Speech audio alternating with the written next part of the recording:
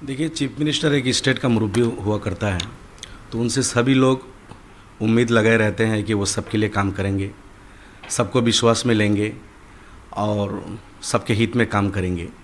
अभी एक ही महीना इनका हुआ है, लेकिन जो बातें हो रही है उनसे, कल उन्होंने जो स्टेटमेंट दिया है, ये मैं समझता हूँ थोड़ा सा उनको समझना चाहिए, सोचना चाहिए, सोच समझ के ही बोलना चाहिए।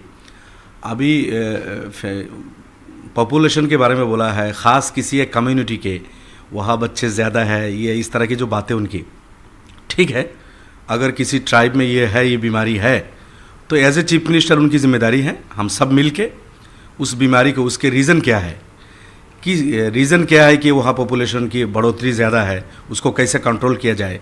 हेमंत बिश्वा जी आसाम के चीफ मिनिस्टर है, मुझे पता नहीं कितने हैं वो लोग, 5-6 तो होंगे। अब वो 4 नंबर है या 3 नंबर है या 6 नंबर है, मुझे मालूम नहीं। तो 5 नंबर 4 नंबर वाला भी सीएम बन सकता है। हमारा जो सर्बानंद सोनोवाल जी थे, वो लोग भी 7-8 भाई बहन थे, तो छोटा वाला आके चीफ मिनिस्टर बना।